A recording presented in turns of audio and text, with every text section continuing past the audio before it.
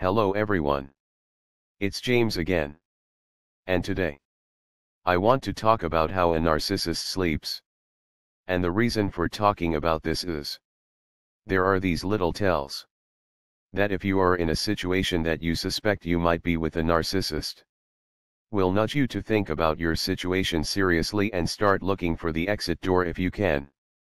Because when we add up all these telltale signs, and it adds up to one big toxic mess, we should be saying to ourselves at that moment, it's time to start putting together a plan to get to a safer environment.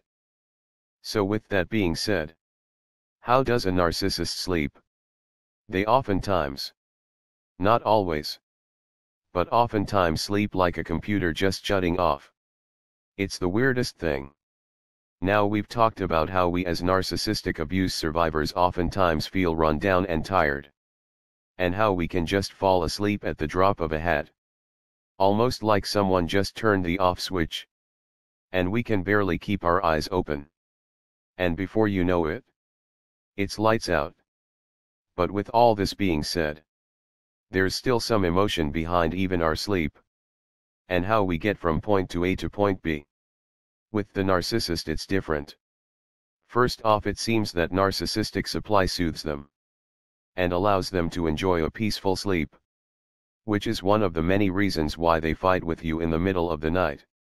The other is to sleep deprive you. But that's another topic for later. But it seems like there's this force within the narcissist that can keep them up as long as they need to stay up. They can fight with you all night. And not go to work tired. And then come home. And run around like a chicken with no head. And when the set time for them to sleep has arrived, they just close their eyes like a robot. And just completely turn off as if they aren't even a real being. Now there are some narcissists that will talk about having dreams. And such. But most of the people that I've known that have had severe narcissistic traits, or I suspected were narcissists, seemed almost confused when I asked them about what they dreamed about when they were asleep at night. They would just shrug their shoulders and say, I don't know. I just go to sleep and then I wake up. As if to say. Or in other words, what's a dream? It appeared they had no concept of this. Now this isn't to say a narcissist can't dream. I'm just stating a pattern I've witnessed. That being said, it seems that narcissists use and view sleep like they do everything else. And that's a tool. And something that must be done to achieve the desired goal for getting narcissistic supply. Okay. It's time to boot down. So I can wake up 3 hours later and give James the worst night he's ever had. I think you get the idea. It doesn't appear they see and view sleep like many of us view it. There's some emotion attached to sleep for us. Such as, when I sleep, I feel as if, and you fill in the blank. For many of the people that I felt might have either had narcissistic traits, or narcissistic personality disorder. They seem disconnected from the emotions and feelings that are attached to sleep. Now just like anything, I'm sure it's possible for narcissists to dream. But it's also possible for them to lie and try to tell people what they want to hear. Oh, I had a dream. And you were in it. And you did this, that and the other. And they tell you all of this to manipulate you. And throw you off kilter. And maybe sway your thinking. So you will take them back into your life. When in reality, many of these people, if you want to call them that, appear to be like Terminator robots. That can keep on going and going and going. But boot down only for maintenance. I've talked about my mother before. How she would start to sleep right in front of me. If I was trying to talk to her about the trauma I suffered due to my upbringing while in her care, she will just start snoring for real right in the middle of something very important. But if she is gossiping, she can seemingly go and go and go and go. Until one of her so-called friends lets her off of the phone. It seems like narcissistic supply is that drug, or the search to get that drug makes them wide awake and ready to go. For at least my mother. Just like a computer program. She has a safety switch. And that switch was if we conversated too long about something that would hold her accountable about something she did wrong. Something she would never admit. Eventually the conversation would turn into her falling asleep. Right in mid-conversation. I'm sure many of you have watched some of the flashback videos where I'm talking to my mother about many of the things she's done. Well, if those videos went any longer, you would have heard her start to snore really loud, due to her falling asleep in mid-conversation. Again, in this instance, sleep is a tool. Sleep in my mother's case is a protective mechanism to keep her from being accountable for her actions. First she would deny and gaslight. Then she would try to project. And then she would try to change the topic of what we were talking about. And then she would start falling asleep. Just as if her software ran out of options to solve the problem that was in front of her. Because let me tell you what. If I were to even pretend to accept her gaslighting tricks, and then she switched topics to something she liked, or her gossiping about someone, she would have never fallen asleep. In fact, I would be the one cutting the conversation short. It's all a tool for them. There doesn't seem to be that same type of emotion behind sleep. That deep connection that we have. Now Susie. She would do a lot of the same things as my mother when confronted with the truth about certain things. And she would even fall asleep in mid-conversation.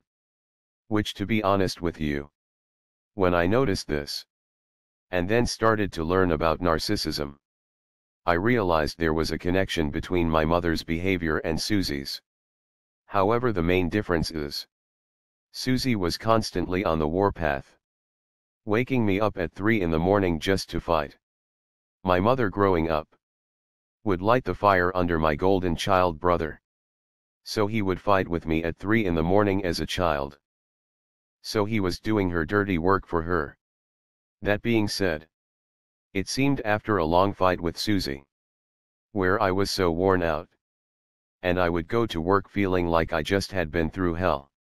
The 30 minutes she booted down to sleep refreshed Susie enough to go out to work and come back home without looking sleepy or tired but energized, as if nothing had happened. And me, I had bags under my eyes. I was tired, and I felt like I could barely move. I guess what I'm saying is, narcissists seem like the stress of a bad relationship. A bad relationship they cause doesn't make them tired. It energizes them. And they only need to sleep. Just like a computer needs to be shut off every now and again. Not because they are tired, but because it's just what's needed for general function and maintenance. However, when it does seem like they are tired, and they are snoring and nodding off to sleep, it's oftentimes because they are confronted with something they don't like, or they are hearing something they don't want to hear, and their safety switch is tripped. And so they don't have to potentially take the blame for something. They are quickly shut off before this can ever take place. Now, are there exceptions to all of this? Yes. I'm pretty sure there are. But it seems like majority of those that exhibit this narcissistic or psychopathic behavior. Sorry to use those terms interchangeably, because there are differences. But the reason why I'm doing so in this instance is because sometimes you might not know right off the bat what their problem is. You just see behavior where they lack empathy. And they enjoy at least hurting you. And it doesn't matter if they are kind to others.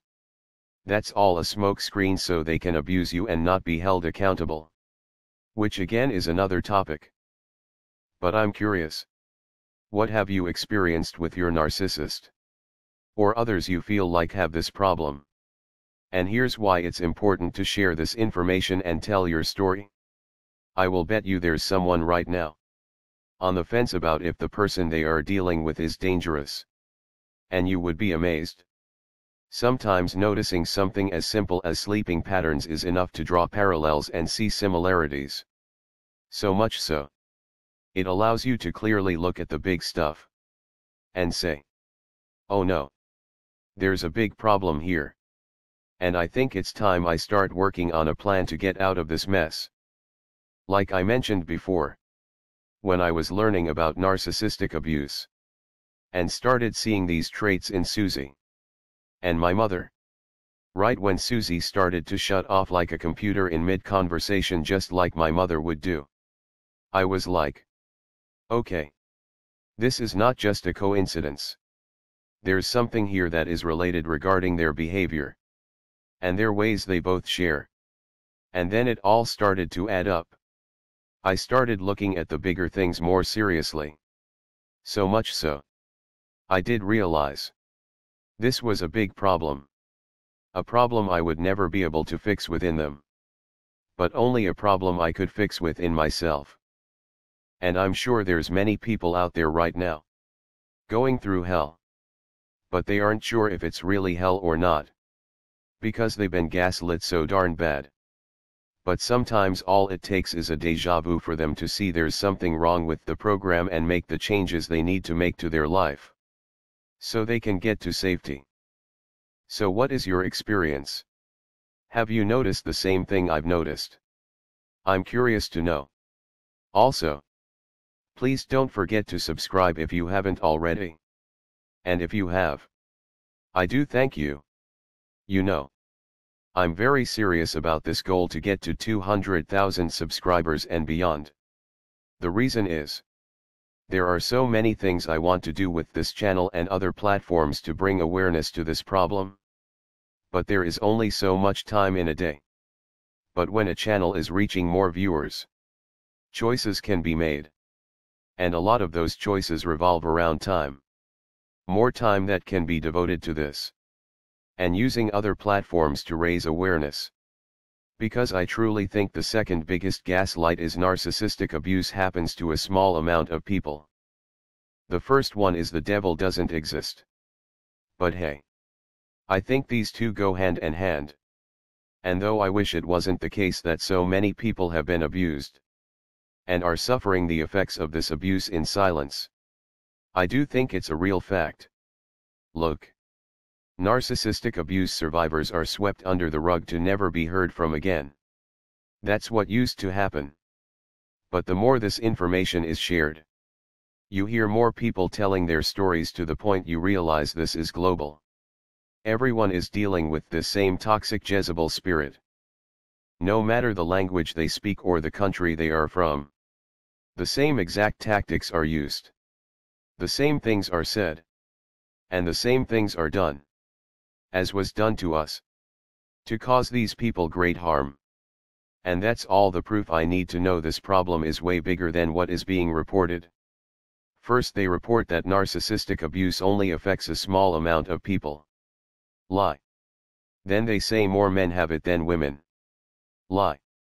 And it's a lie because men aren't seen as being able to be abused in our society. Thus they rarely if ever report or talk about abuse at all. So the numbers there are lies. And not accidents in my humble opinion. But those in charge know this fact. They know men don't report these issues by and large. So if the numbers are wrong, why put out the numbers? Because it's what they want you to believe, ladies and gentlemen. You know life can be fun and enjoyable. Despite all the evil around us. And it can be enjoyable. First off, in my opinion, when you have faith. But that's just me. But secondly, when you realize how this world really works. And you can sidestep all of the crap. And get to your goals and dreams. Without getting destroyed by a narcissist or a dream killer. And one of the things that allow certain people to do this is they know most people around them shouldn't be around them. So they get rid of them. And only surround themselves with positive like-minded people. And if they change, and they become toxic, they maybe talk to them about it once or twice. And then they move on. Why? Because life is too short. And they know the numbers are higher regarding toxic people. Thus they aren't shocked nor do they take it personally when someone acts like a narcissist. They see it as a part of life. And they navigate away from such people. And do so with a smile on their face. eagerly working on and chasing their dreams. All the while enjoying relationships with those that aren't toxic. And the more this information is known, the more narcissistic supply can be cut off at the source. And people like you and I can enjoy our lives. Well, that's all I have for now. As always, let's keep praying for wisdom. Let's keep praying for strength. And let's keep praying for courage. And until next time, bye for now. And be good to yourself.